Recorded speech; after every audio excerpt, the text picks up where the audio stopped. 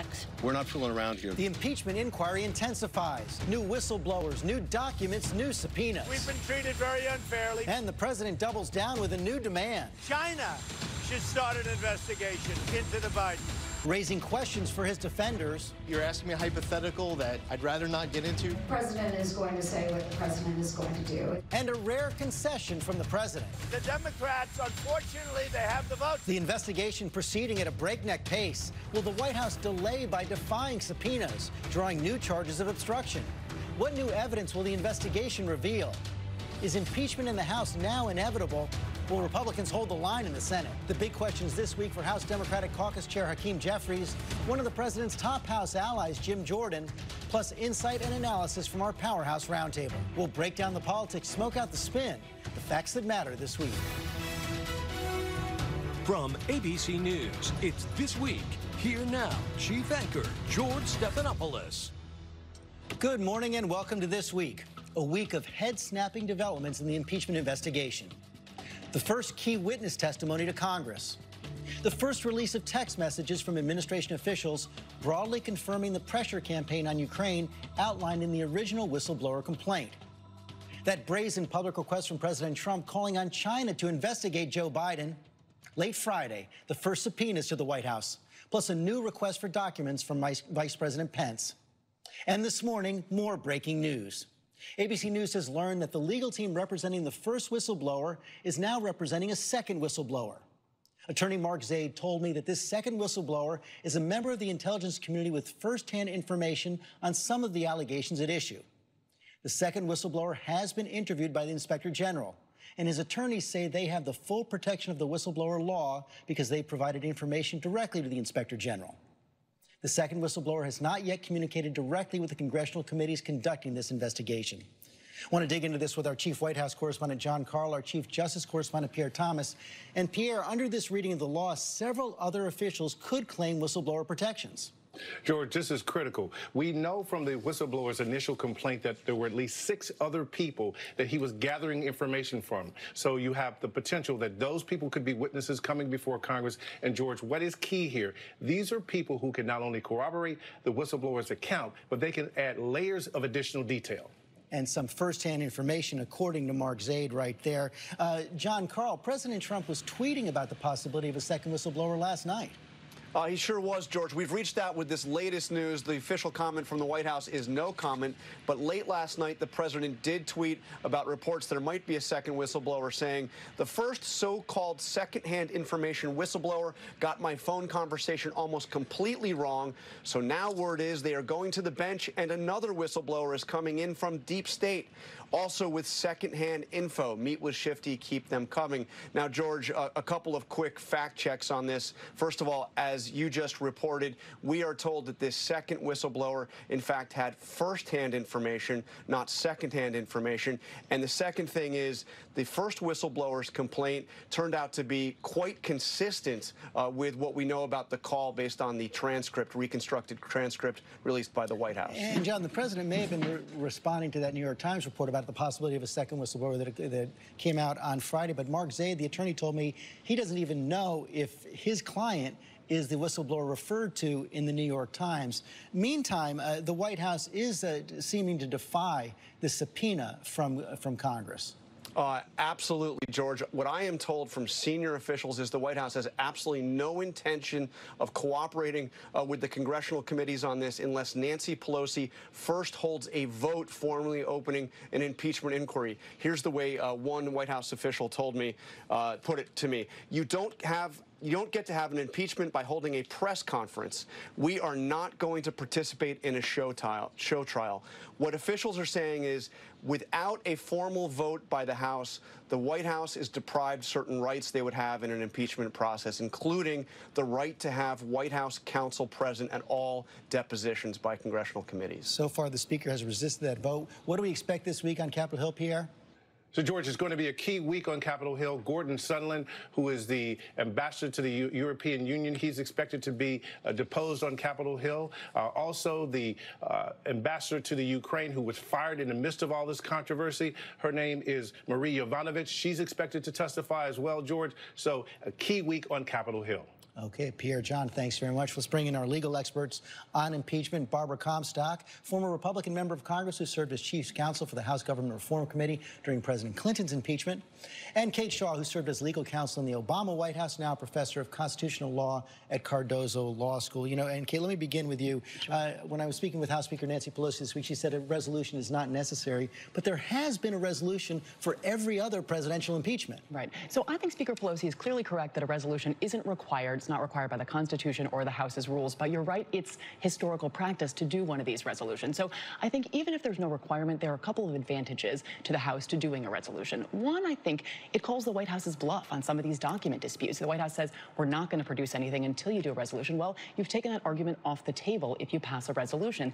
And two, I think to the extent that some of these disputes end up in court, I think the House's position would be strengthened if they have embarked on the same kind of resolution that has predated other kinds of presidential impeachment processes. So there are, I think, prudential arguments for doing the resolution. And it does, as we've said, give the White House some protections. Yes, and you know, during the Clinton impeachment, Chairman Henry Hyde, who is the Republican chairman, went back and looked at what Chairman Rodino did during the Nixon impeachment and virtually replicated it. So we need to have a vote on the House floor, have that resolution, and then be able to move forward so the public feels that it's fair. Because with some of the things that Adam Schiff has done already, the parody that he did, that certainly a Peter Rodino or say a Barbara Jordan would never have made a statement like that. That's really undermined his credibility, as well as, you know, lying about the whistleblower. So I think they need to get this back on track and have those rights and have that vote in the House. Meantime, you know, House Speaker Pelosi has said she wants a streamlined process, but is the president now courting new articles of impeachment with this call to China and Ukraine to investigate the Bidens? Well, yeah, they can include anything in their impeachment things, the obstruction. So yes, and I think the kind of things that he's criticizing Mitt Romney for saying, even Tucker Carlson has said the same thing. So I think we need to, you know, get back to focusing on what are the issues here. We're going to hear from firsthand witnesses, and that's important. You know, the whistleblowers and other whistleblowers that may come forward, they'll have information and guidance, but what the impeachment committee can do once they have that vote is hear firsthand from people who were involved directly in these things. And Kate, what does this committee need to do to build their case, to establish their case? Do they need to establish there's a direct quid pro quo between the president and the Ukrainian president? Yeah. So I think the President Trump, would clearly like this debate to be framed in those terms. Was there a quid pro quo? And he hopes that the answer is that no smoking gun evidence will emerge to establish a quid pro quo. So I'd say a couple of things. One, I think that sort of fundamentally misunderstands the nature of impeachment. Impeachment is not about ordinary criminal offenses. Some things that aren't crimes could be impeachable, and not all crimes should be impeachable. So I think that impeachment is really about abuse of authority, right? Political misconduct. And so I think the House would be well served to focus on that as opposed to getting caught up in these debates about quid pro quo. All that said, if they want to build an article around a quid pro quo, I think they already have a lot of evidence that supports that case, just from the call transcript, the whistleblower complaint, and the additional text messages that we have seen emerge. And of course, more evidence is likely to come out. And they've now said that any form of non-cooperation by the White House is an obstruction article.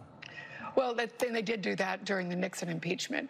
But I think the you know, the quid pro quo is very difficult to prove. And again, that's where Adam Schiff has kind of raised the bar again and put expectations out there.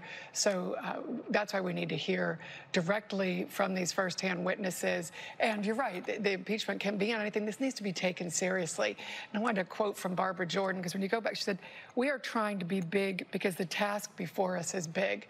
We need to all, you know, both sides need to take this very seriously and have a process, have rights for the minority, have rights for the President's counsel, and take this in a very serious manner. Barbara, Kate, thanks very much. Thank you. And we're joined now by the chair of the House Democratic Caucus, Congressman Hakeem Jeffries. Congressman, thanks for coming in this morning. You just saw that Barbara Jordan quote, "The House has to be big here." And Speaker Pelosi has resisted this notion of a formal vote, but why not follow the precedent and have it? Well, there is no requirement for a cosmetic procedural vote. As was indicated, there's no requirement. But every other presidential impeachment has had it. Correct. And a majority of the House of Representatives supports the impeachment inquiry. We are in the midst of one. The Speaker has made that clear. We are going to proceed expeditiously. We're going to proceed fairly. We're going to proceed comprehensively. Now, the Speaker has said that there is something that might be considered moving forward, and we'll see what happens when we come back on the recess. But the bottom line is the central allegations that are at issue here. The president betrayed his oath of office. He's engaged in serious wrongdoing. The administration, without justification, withheld $391 million in military aid from a vulnerable Ukraine. The president then pressured a foreign leader to interfere in the 2020 elections and target an American citizen for political gain. That is textbook abuse of power. It undermines our national security. That's the issue that we should be dealing with moving If it is, then why not have the vote? Well, as I indicated, the Speaker has said that might be possible, but a majority of the House of Representatives has already made clear that we support the impeachment inquiry. Now, my colleagues on the other side of the aisle are going to raise things about the deep state. They're going to raise things about a cosmetic procedural vote. They're going to raise wild conspiracy theories because they do not want to defend the substance of the allegations and charges. They have also criticized the way that Chairman Schiff has handled this investigation so far, including in what they call the selective release of the text messages from the ambassadors this week. Here's Mark Meadows, your Republican colleague, with a tweet saying there's a reason why Adam Schiff released cherry-picked text messages and not the transcript of the Volcker interview. It's because he's misleading. Again, the actual interview directly undermined Democrats' impeachment effort. Release the transcript. Show Americans the truth. Why not release the full transcript? We'll see what happens moving forward, but I have full confidence in Chairman Schiff. And let's understand this. The evidence of wrongdoing by Donald Trump is hiding in plain sight. The administration, without reason, rationale, or justification, withheld the $391 million in aid from the Ukraine. The president, on a phone call, as confirmed by a rough transcript on July 25th, released by the White House, pressured a foreign government to target an American citizen. The president's own words in the public domain have indicated that he doesn't think there's any problem with soliciting foreign interference. The whistleblower complaint has been corroborated by information in the public domain every step of the way. This is as serious as it gets. So you think there's enough evidence to impeach right now? No, I'm not saying that. There's enough evidence to proceed with the serious nature of the impeachment inquiry that is underway. At the end of the process, we're just going to follow the facts. We're going to apply the law. We're going to be guided by the Constitution, and we're going to see where that leads in order to present the truth to the American people. We saw John Call report that the White House is saying they're not going to comply with subpoenas until there is that formal House vote. Why not call their bluff? And if they do indeed refuse to comply with the subpoenas, is that an obstruction article? Well, Chairman Schiff and Chairman Engel and Chairman Cummings have made clear that the failure to comply with a lawfully issued congressional subpoena undermines a congressionally and constitutionally mandated process as relates to the impeachment inquiry, and itself could lead to a negative inference as relates to the information that's being hidden. And the question has to be asked, if Donald Trump has nothing to hide, why does he continue to hide information, hide documents, hide evidence from the American people? Concerned he can draw this process out by taking all this to court? Not at all. And as the Speaker has indicated, we are going to proceed expeditiously because this is a matter of urgent national concern. That, in fact, was the conclusion of the Inspector General to the intelligence community, who, by the way, is a Trump appointee. We also have a circumstance where the General Counsel to the CIA, a Trump appointee, made a criminal referral to the Department of Justice because she was concerned by the wrongdoing as it related to the president. So we have Trump appointees who are clearly unnerved by the lawlessness of this president. Some Trump appointees have participated in the inquiry so far, but most Republicans are holding the line behind President Trump right now. Does it concern you that this becomes a partisan exercise and that it could actually backfire heading into the 2020 election? Well, we think that there's growing support for the impeachment inquiry that exists across party lines. Evidence of that can be found in the fact that more than 300 national security professionals who served in Republican administrations and Democratic administrations have expressed public support for the impeachment inquiry and the fact that these allegations that the wrongdoing that occurred here by the president is serious in nature. The president thinks it's going to energize his base, could actually help him in the re-election. Well, we think we need to tell the story to the American people of what happened. Congress, on a bipartisan basis, allocated military and economic aid to Ukraine. Ukraine is a friend, Russia is a foe. Ukraine is a democracy, Russia is a dictatorship. Ukraine is currently under attack by Russian-backed separatists. They're in a very vulnerable situation. In that context, the aid is withheld. In February, the administration wrote to Congress and said the aid is on the way. It never arrived. Then in May, they wrote again to Congress through the Department of Defense and said the aid is on the way. And in fact, the Department of Defense said that the Ukrainian government has met all necessary steps and protocols, including the implementation of anti-corruption measures, yet the aid never arrived because there's no explanation. Then you have the July 25th phone call. Then all of a sudden, the aid thereafter gets released after the president pressures the Ukrainian president.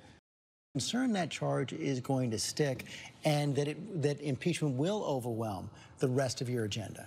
No, we're going to continue to do the business of the American people as we have been doing from the moment that we regained the majority. We've sent over 250 bills already to the United States Senate on matters like dealing with the gun violence epidemic. We are going to continue to drive down the high cost of life-saving prescription drugs. We want to focus on dealing with the fact that we pay more for medicine in this country than any other developed country in the world without explanation.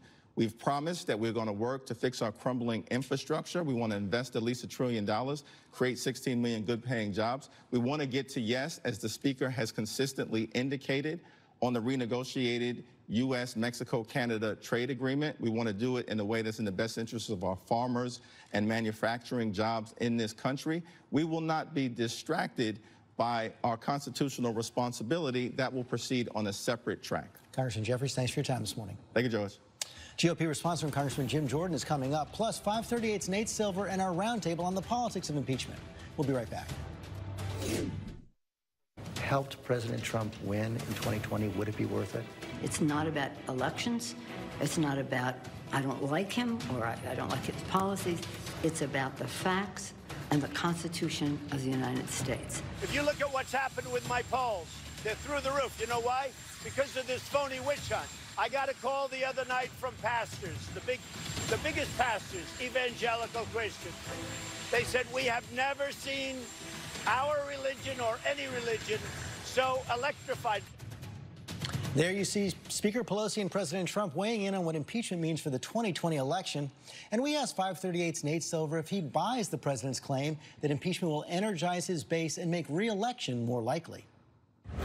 So sure, I buy that impeachment will help Trump with his base. In fact, there are already some signs that the base will have Trump's back. Sign number one, enthusiastic support for Trump may be increasing even while overall support remains low. In Quinnipiac's poll this week, for example, 35% of voters strongly supported Trump. That's up from 27% in their poll before the Ukraine story broke. Sign number two, people are voting with their wallets. Trump's campaign says it and the RNC raised $13 million in the 36 hours after Pelosi announced her support for an impeachment inquiry. That was the cherry on top of a $125 million fundraising haul for Trump in the third quarter. Here's the thing, though. Trump's base alone has never been enough to get him elected. He also needs at least some swing voters.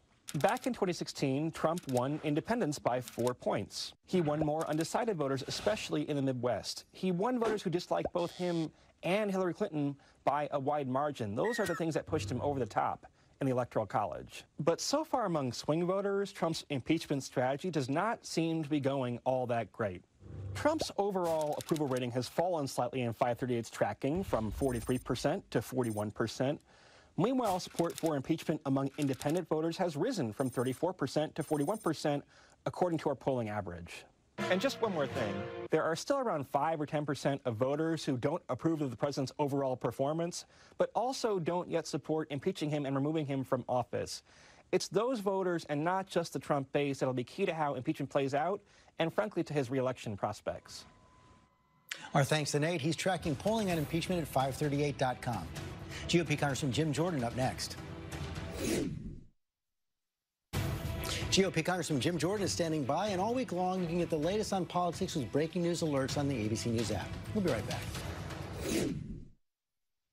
We're joined now by the top Republican on the House Oversight Committee, Congressman Jim Jordan. Thank you for coming in. Today, threshold question. Do you think it's appropriate for President Trump to ask China and Ukraine to investigate Joe Biden? George, you really think he was serious about thinking that China's going to investigate the Biden family? He said it right there in public. I think he's getting, as I think Senator Rubio said a couple days ago, I think he's getting the press all spun up about this. Remember, this is the president who's been tougher on China than any other president. He wants to make sure China quits stealing America's intellectual property. He wants to make sure they start abiding by international trade norms.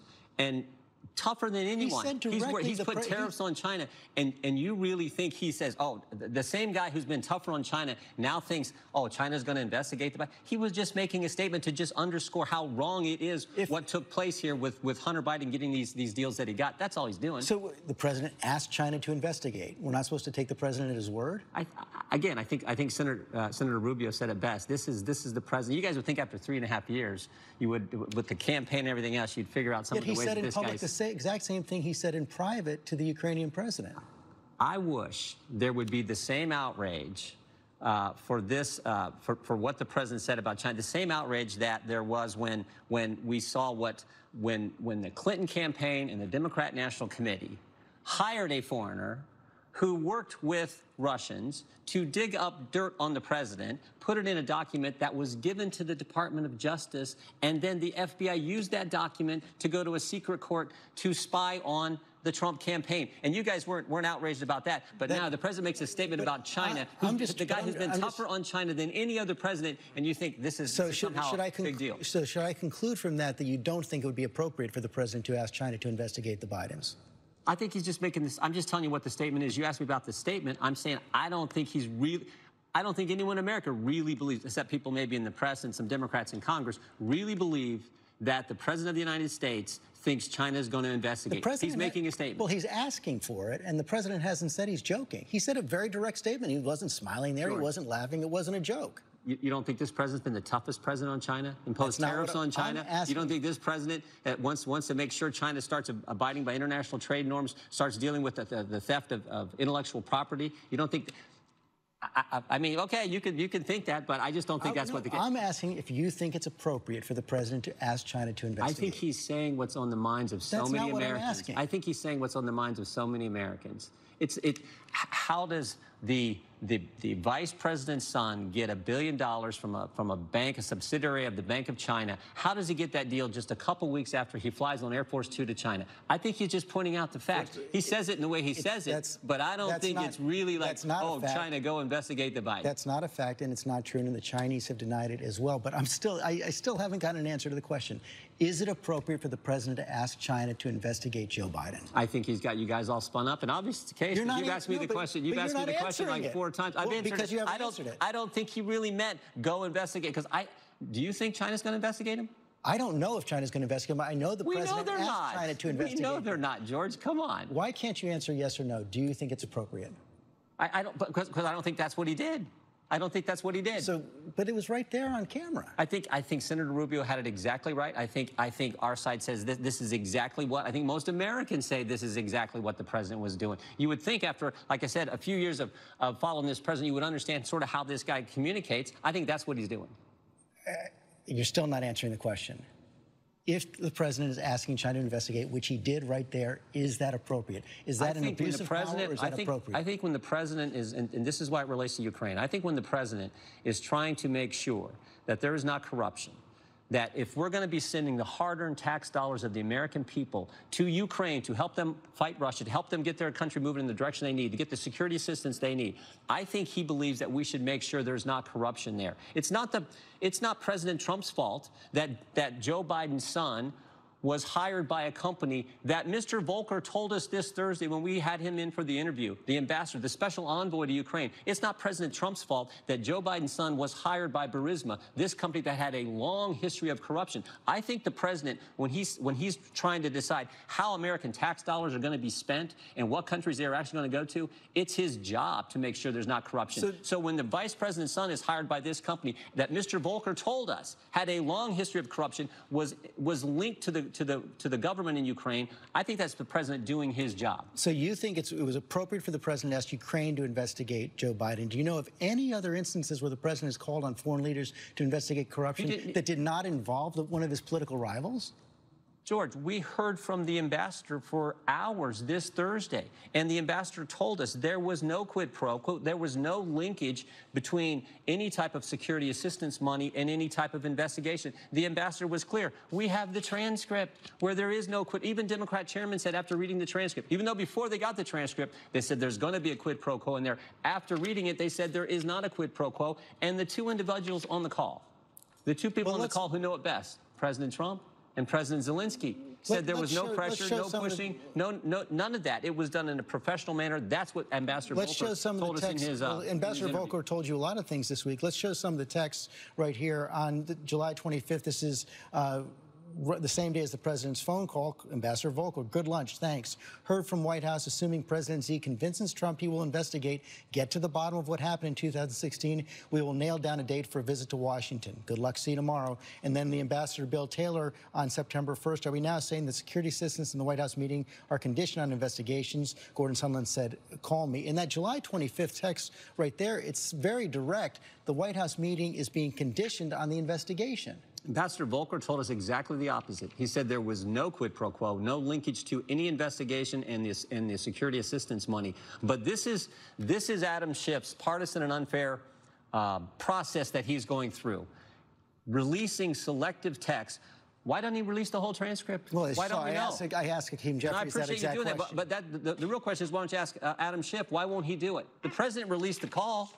Unprecedented. He released a call with a foreign leader. That hasn't been done very often, maybe not before. But why won't Adam Schiff do the same thing with why there were 67 pages of text messages? Why just a few handfuls selected, highlighted by the Democrats? The same Democrat staff who, by the way, met with this whistleblower before he even filed the complaint, and Adam Schiff wouldn't tell us that. The same Adam Schiff who did the false statement at the start of the hearing a week ago. The same Adam Schiff who met with Michael Cohen. His staff met with Michael Cohen for 10 hours before Michael Cohen testified. Why won't this is, and I think Americans see this. And I asked Congressman Jeffries about Adam Schiff as well. You talk about Ambassador Volker. He seems to undercut your entire premise on this question of Joe Biden with something he said also on Thursday. Let me put that up right here.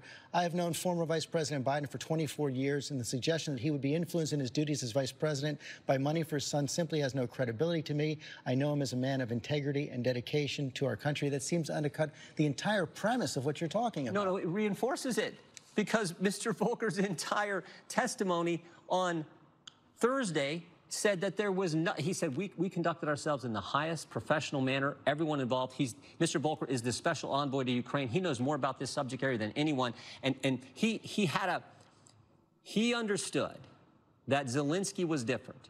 And his whole focus was to get Zelensky and President Trump together. And he knew when they got together, they would hit it off. There would be a connection, and that in the end, the best interest of the United States and the best interest of Ukraine would be served. And throughout that process, he was very clear. And this is why it's so wrong of what Chairman Schiff is doing by not releasing the full transcript and giving you and the media the full context, and more importantly, the American people the full context, because he said throughout that process, there was never any quid pro quo. And when Sondland made his statement, George, the EU ambassador, Ambassador Sondland, made his statement where he said, it's crystal clear, Bill, there is no quid pro quo of any kind. When he made that text message, you guys don't, you never highlight that one. When he made that, you know what Ambassador Volker told us about that text message? He said, we knew that was the truth, and he was speaking for us all, and that had been the case throughout the negotiations. Ambassador Volker also said quite clearly right there he believes Joe Biden is a man of integrity, did not do anything wrong. You know, what I'm saying is, if you believe him there, then believe him with what he said throughout the entire 7 hours that he testified. And if Adam Schiff would release that, you would see that's the case. We've asked him to release it. I have to go back to this because you still haven't answered the threshold question. Was it right for President Trump to ask China to investigate Joe Biden? Why can't you say yes or no? Because I'm telling you what he said. I think his point was highlighting that when you're the President of the United States and you see something like this happen, China, he knows, is not going to investigate. He's just pointing out to the American people what they all think about. Not to believe what we see with our own eyes, right there. You're telling me the guy who's been tougher on China really thinks that's going to happen? It's not going to happen. He is highlighting what I think so many. Whether or not it's going to happen, he's asking for it to happen. Let me ask you this. He's asking for it to happen. Let me ask you this. It is clear. Why did Hunter Biden get the special deal with Burisma in Ukraine? Why? Because he was an expert in Ukraine? Because he was an expert in energy? You're throwing out the Why did Hunter Biden get the special deal that he got in China? He didn't. The president is pointing out what so many Americans see. That looks unfair. That looks like something smells about that. So you're throwing out the charges that have been discredited about the Bidens. No, I'm not throwing out any charges. I'm not throwing out any charges. You're not answering the question. Is it right for the president to ask the Chinese to investigate? George, first of all, I'm not throwing out any charges. I'm just asking the fundamental... No, I'm not. I'm asking the fundamental question. Why did Hunter Biden get the deal? Why? I don't know the answer to that question. Well, no, I know that he's been investigated by the Ukrainians and they found no wrongdoing. I know that for a fact. You know what Ambassador Volker told us about the company that hired Mr. Biden's son? He said they had a long history of corruption. Again, we can't see that. We can't read that because Adam Schiff won't release the transcript. So all the president's doing is highlighting what so many Americans kind of wonder about. Yeah, why did the vice president's son get that deal with Ukraine, Burisma, the energy company, and why did he get that deal? That's all he's doing. But your only defense to what Democrats have said is an abuse of power, the president asking China to investigate the Bidens, is that the president was joking, and we shouldn't take the president at his word. We shouldn't believe what we're seeing with our own eyes. I'm talking about common sense. I'm talking about common sense. Do you really think President Trump believes China is going to investigate?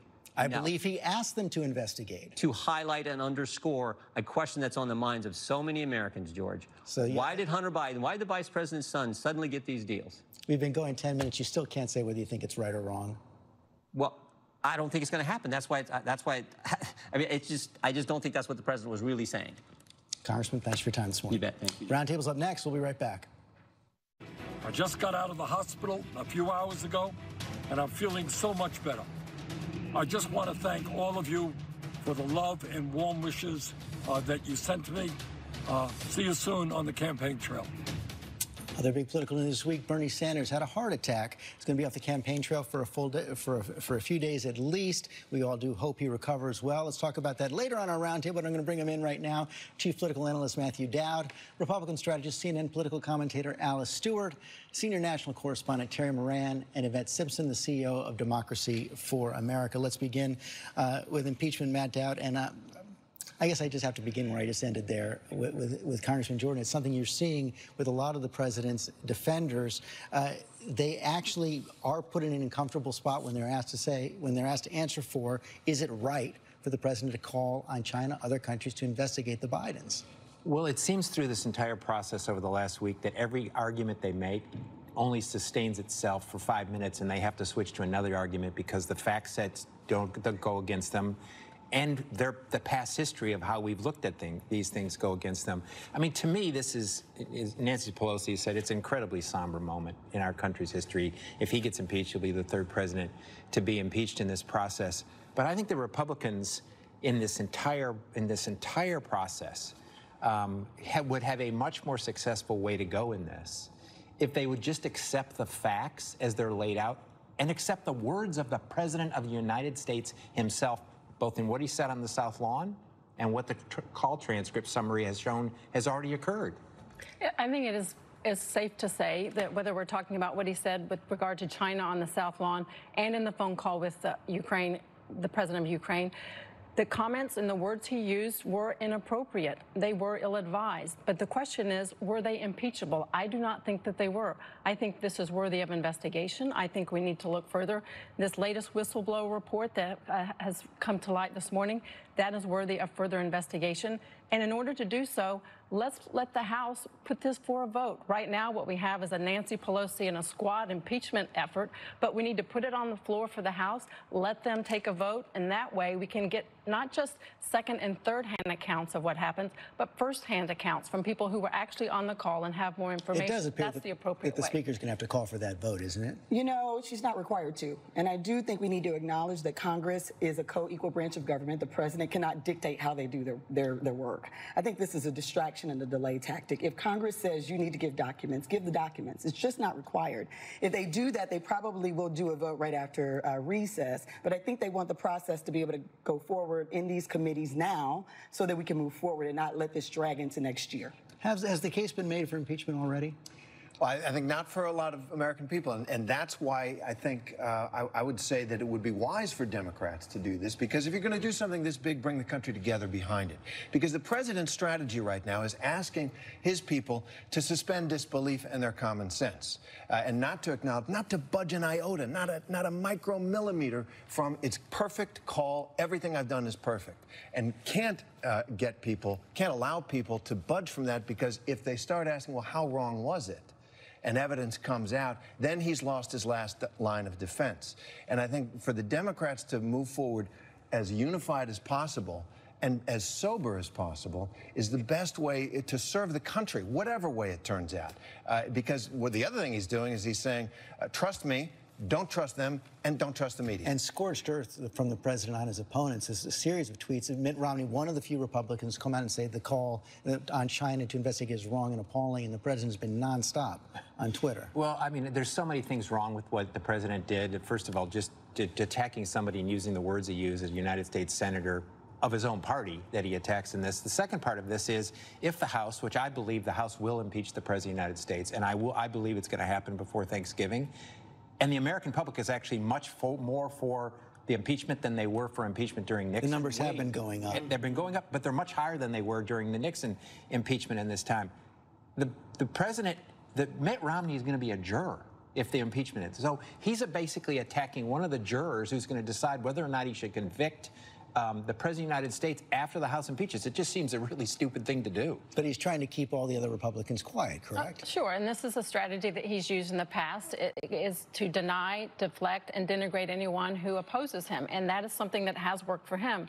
But on the flip side, if Democrats want to continue in the process they're doing, death by 1,000 cuts with regard to subpoenas and whistleblower reports and selectively release text messages, that is not going to win over the American people. While polling has indicated the push for impeachment has risen amongst some, I talked to a lot of congressmen in the heartland. They're doing constituent outreach on their break, and they're hearing that this is enough. And the way Adam Schiff is handling it with his parody of things, if it continues down this line with drip, drip, drip, without any huge smoking gun, the American people will get frustrated, and it will help the president. You say drip, drip, drip, but this is actually moving quite fast. It is moving very fast, and I think part of it is being helped by what the president and his administration is doing, right? So he's, as you said, we can't get any Republican to say, one, acknowledge that the president has said this. He has done an impeachable thing in public, which I think is a way for him to try to normalize this. So let's talk about the normalization of the fact that you just did an impeachable thing.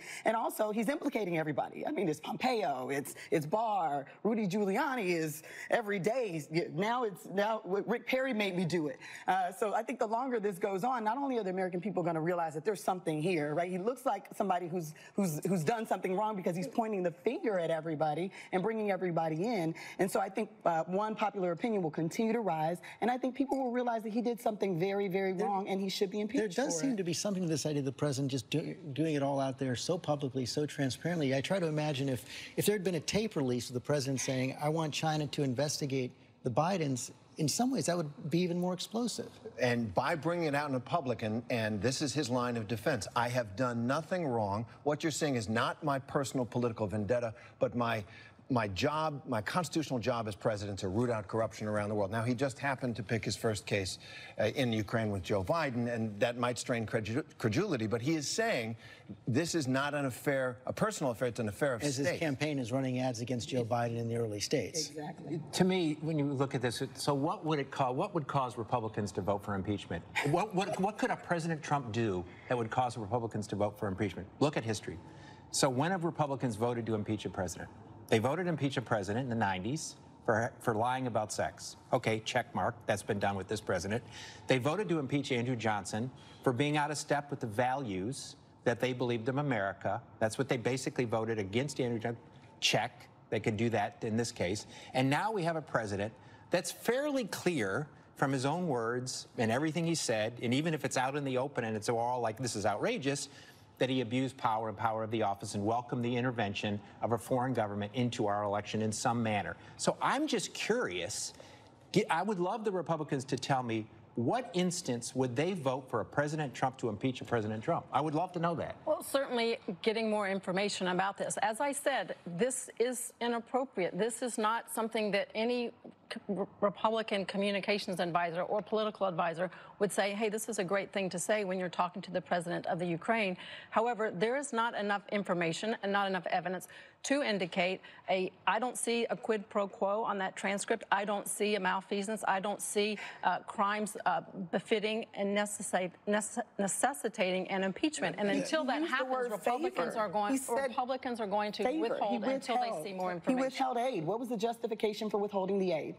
And what was the purpose of the call? And he's acknowledged that he wants this investigation to happen. And so you can put two and two together and realize that one was the other. But I think one of the things that the polls are telling us is the public definitely sees this as a very serious matter. Absolutely. They understand the gravity of it, and they want to see more facts.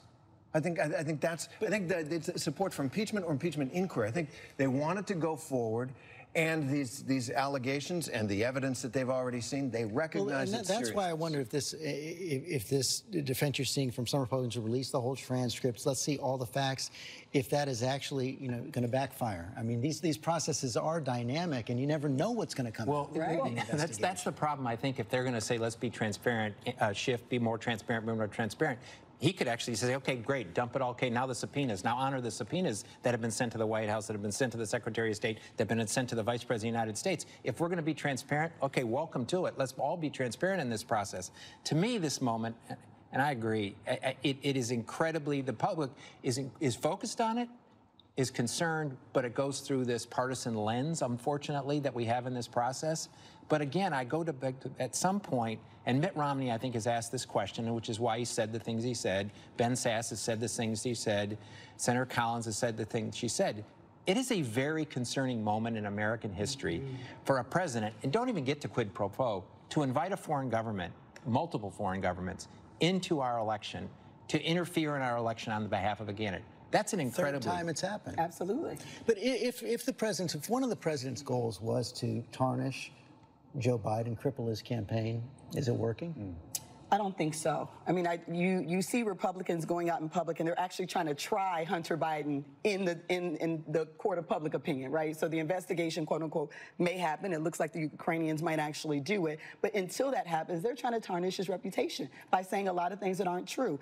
I think that people are smarter than that, and I think Democrats in particular are smarter than that. I think that they can see this coming from a mile away. It's already been asked and answered. It's been settled, and this is just a tactic for Trump to, again, try to deflect from himself and put all of the weight and the heat on Biden. By all appearances, it is working, because all Joe Biden is talking about on the campaign trail is this. This is all that people are asking him about, and it's all the sound bites that come out of his rallies or his events are on this specific issue, whereas you have Warren and you have others out there that are able to talk about health care, about the economy, about what their plans are in order to win the primary. And the fundraising numbers are also key. Sanders doing well with fundraising.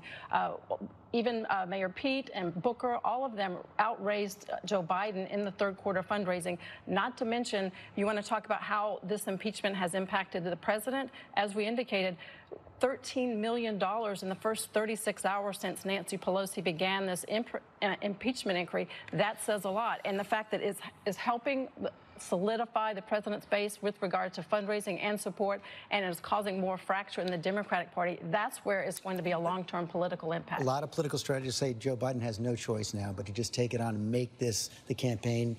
Donald Trump wants to beat me more than anyone else. I think that, especially in the short term in this process, it's a huge benefit to Joe Biden, because he's able to pivot one-on-one against the President of the United States. He can go back to how he introduced his campaign, which is basically a fight for the soul of America, basically asking the question, who are we?